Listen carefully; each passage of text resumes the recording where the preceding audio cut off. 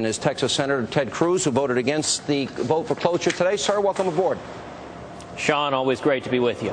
I guess the first question I sadly have to ask is, did you have time to read it before you even voted for cloture today?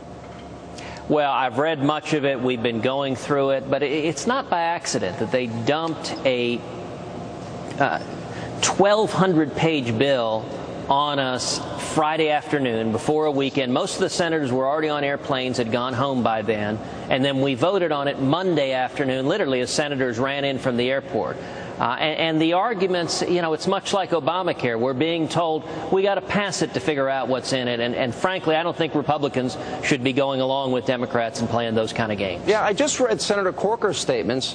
Why not just get it right the first time? What's your reaction?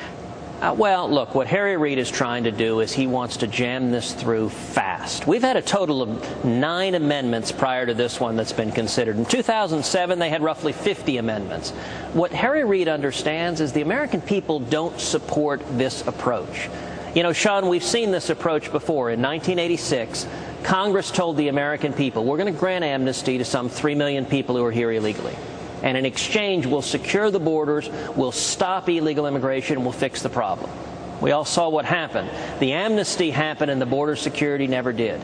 This bill and the amendment that was voted on today follows the exact same pattern. It has immediate legalization, so the legalization will happen, and the border security is sometime in the future, and just like in 1986, it's designed never to come into being. All right, so the 2006 bill, in 1986, we got the amnesty, we didn't get the security. Right. The fence was supposed to be built since, what, 2006? Let me read a section here from this bill, because I think this is key, that proves that border security is not ensured in this bill. And it's page 35, line 24, and it says, nothing in the subsection shall require the secretary, meaning Janet Napolitano, to install fencing in a particular location in the southern border if the secretary determines that the use or placement of those resources is not the most appropriate means to achieve and maintain effective control over the southern border. Then they have to do it. So what's the point? There is no security. Am I wrong? You're exactly right. This bill has roughly 1,000 waivers written into it. It hands it all over to Janet Napolitano and says, you know, use your discretion to decide what to waive. And it's designed never to happen. You know, there's a sharp contrast between this bill and the amendment I introduced that would have put real teeth into border security and would have secured the border first. This bill weakens, and I'm talking about the amendment we voted on today, weakens current law regarding a border fence. It weakens current law regarding biometric security. What it says is you got to show a photo ID. Well, Sean, if anyone has ever known a teenager, it ain't hard to go to a flea market and get a fake ID. I suspect, you know, more than a few of us have some personal knowledge about how easy that is to do. Current law requires biometric. This law takes that out. It weakens border security. And the most critical piece is which comes first. Do we secure the borders first or do we legalize first? And this bill follows the mistake of '86. What was your reaction to the CBO report where it says wages will go down and unemployment will go up? Well, and in fact, it predicts that illegal immigration will continue at massive levels. This bill is not designed to fix the problem. If this bill got passed into law, I guarantee you in another 10, 20 years, we'd be back here, except instead of 11 million people here illegally, we'd have 20 million or 30 million. And that is not a humane system. This system is broken, and we need to fix it. That's what the American people want, is to secure the borders first and to improve legal immigration so we can welcome and celebrate legal immigrants. What did you make of all the additions here? We got the casino kickback for Harry Reid, Bernie Sanders, $1.5 billion for youth employment. That also includes transportation and daycare. Did you see that provision? I did, and this is just like Obamacare. They're trying to buy votes one at a time. Let me tell you one of the most troubling aspects of this bill that a lot of people don't understand.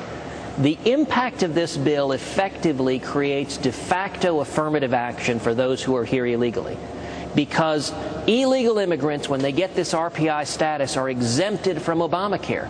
So if you're a small business owner, it costs about $5,000 more when you take into account the tax treatment to hire a U.S. citizen or a legal immigrant than it does to hire someone who's here illegally. Can you imagine a $5,000 penalty for hiring a U.S. citizen or a legal permanent resident? That makes no sense, to put a massive preference for those here illegally over those who have followed the law. And I've got an amendment to fix that, to defund Obamacare till there are no more RPIs waiting in line. And, of course, Harry Reid won't even let that amendment come up for a vote. Senator, I noticed the Washington Post attacked you on that very point. So who's right here? You or the Washington Post? I'm not trusting the Washington Post. You know, it's funny. The Washington Post called their response a, quote, fact check. But their number one argument is they said, well, Obamacare only applies to companies with over 50 employees, so it's a minuscule percentage of all the companies, so it doesn't matter.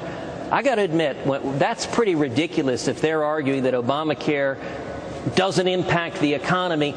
Two-thirds of all people working are working for companies with more than 50 employees. I'd be very curious if the columnist who wrote that, who works for the Washington Post, which has more employees, how he would feel about it if they decided to fire him and hire someone who was here illegally because it was $5,000 more expensive to hire a U.S. citizen to write that column. Senator, maybe this is too simple for Washington.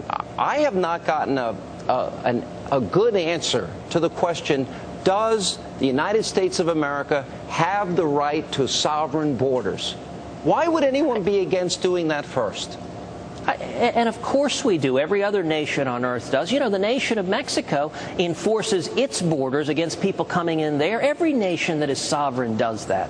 But let me tell you, Sean, there's only one way this gets stopped, except us. And no nation on earth has been as welcoming to immigrants as we have been. We're a nation of immigrants, but we've got to also be a nation of rule of law. The way we stop this, though, is for the American people to stand up. You know, on tedcruz.org, we got a national petition. Over 100,000 people have signed up in the past week.